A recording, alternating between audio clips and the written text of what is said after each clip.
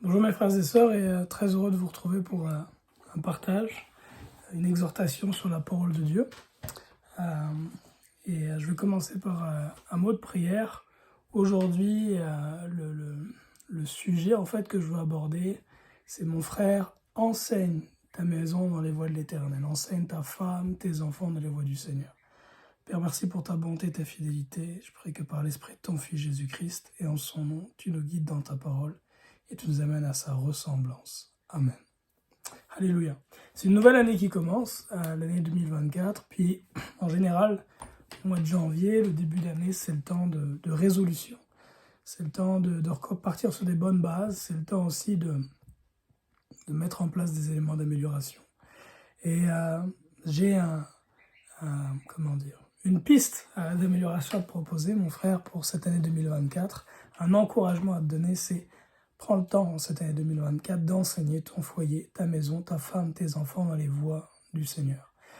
Pourquoi ? Parce que c'est le commandement que Dieu nous donne dans les Écritures. On va regarder dans le Nouveau Testament les paroles de la Nouvelle Alliance de notre Seigneur Jésus-Christ dans le livre d'Éphésiens, donc la lettre de Paul aux Éphésiens, chapitre 6 et au verset 4.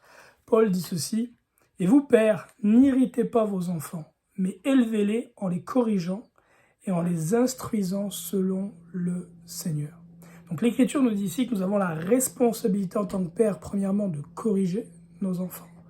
Un père qui ne corrige pas ses enfants, selon l'Écriture, a de la haine pour ses enfants, c'est ce que dit la parole.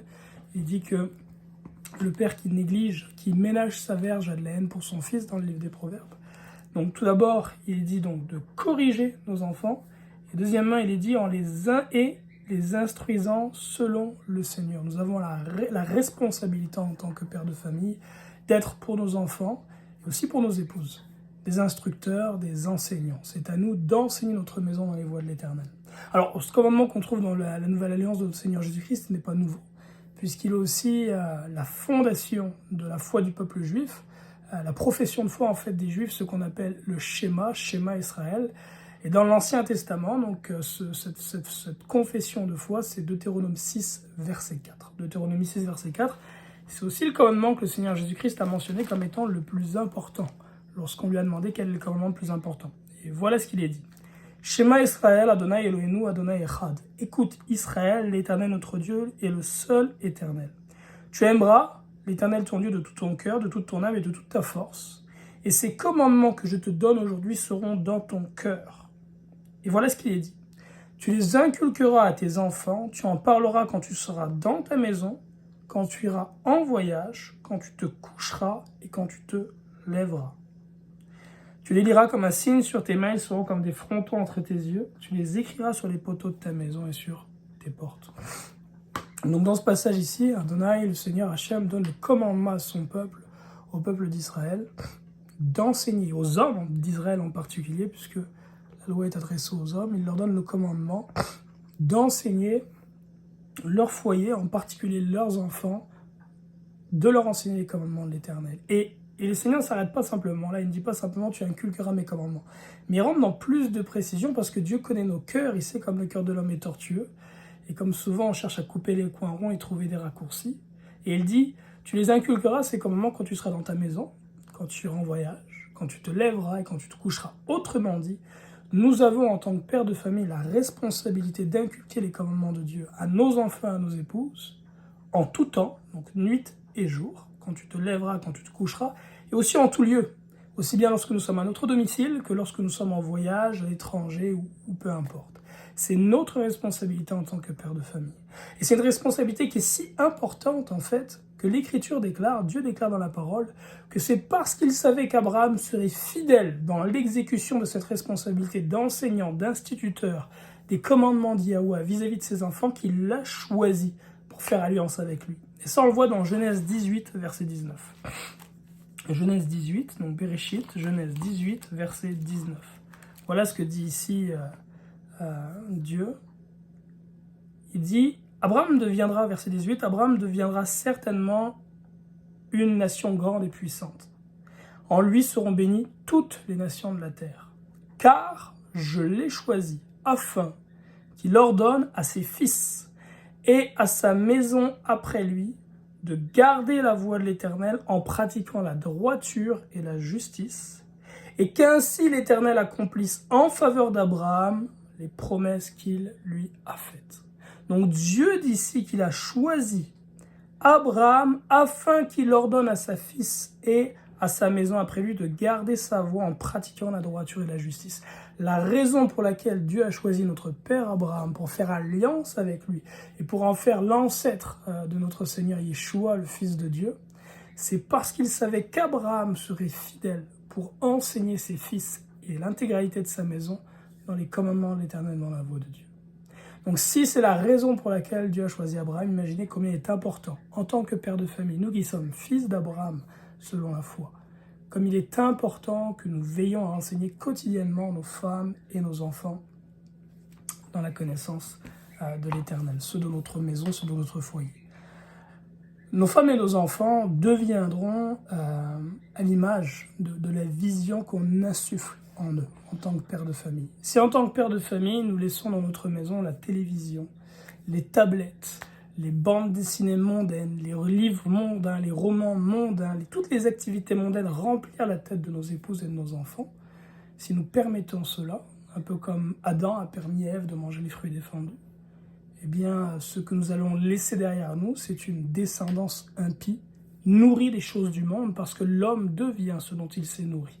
Nos enfants deviendront ce dont ils se sont nourris. Mais si au contraire, nous veillons à ce que la nourriture qui est donnée à nos enfants quotidiennement vienne de la parole de Dieu, en faisant attention à ce que n'entrent pas dans le foyer les mondanités d'une part, et d'autre part en faisant attention à remplir notre maison de la connaissance de l'Éternel, en prenant soin matin et soir d'enseigner nos femmes et nos enfants dans la connaissance de Dieu, bien, ce que nous allons laisser derrière nous, mes frères, ce sont des femmes pieuses qui craignent l'Éternel, des femmes à l'image du Proverbe 31, des épouses à l'image du Proverbe 31, et d'autre part des fils et des filles dont la parole de Dieu ne s'éloigne ni du cœur, ni de la bouche, ni de leurs actions.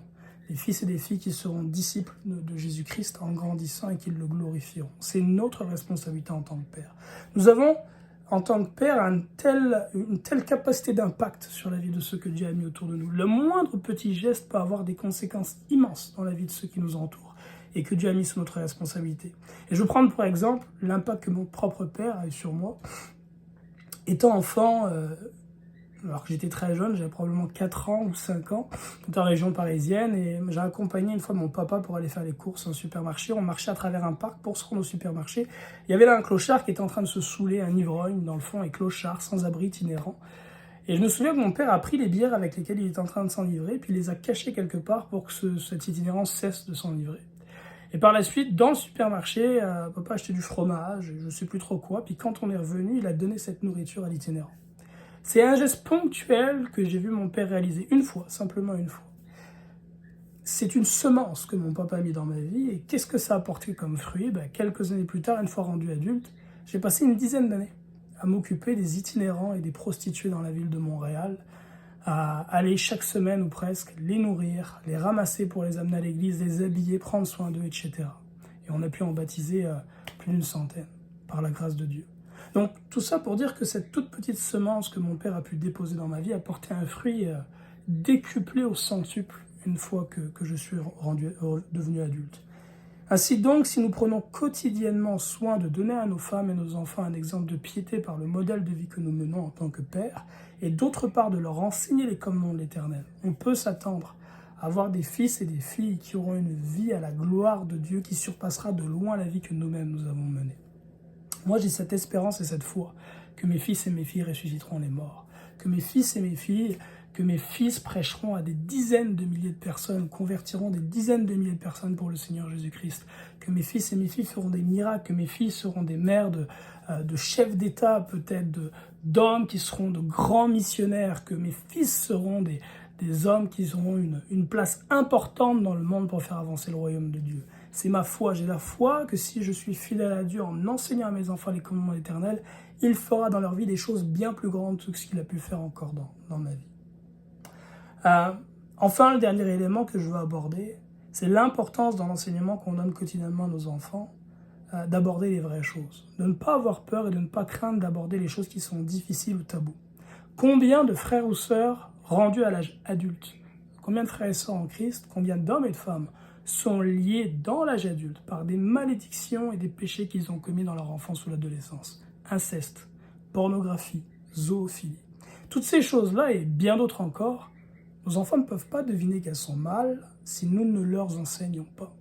Si nous n'enseignons pas à nos fils et nos filles que l'inceste, la masturbation et toutes ces choses sont mauvaises, comment vont-ils deviner qu'elles sont mal? Leur chair leur indique que c'est bon.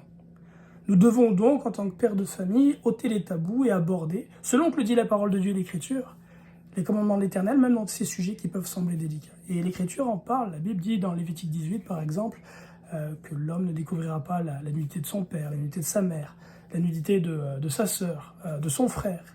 L'Écriture le précise, qu'un homme ne couchera point avec un animal comme on couche avec une femme, etc. Donc c'est notre responsabilité, mes frères et sœurs, d'enseigner la parole de Dieu à nos enfants pour les préserver du mal et des pièges que l'ennemi veut tendre sur leur route. Voilà, je pense que j'ai fait le tour de ce que je souhaitais aborder aujourd'hui avec vous. Puis pour résumer de façon très concrète, peut-être que je prendrai le temps de partager une vidéo dans laquelle vous pourrez voir comment est-ce que personnellement et très humblement j'enseigne ma famille quotidiennement dans les voies du Seigneur. Je ne pense pas être au sommet de l'habileté qu'il faut pour enseigner, mais j'essaie de le faire quotidiennement.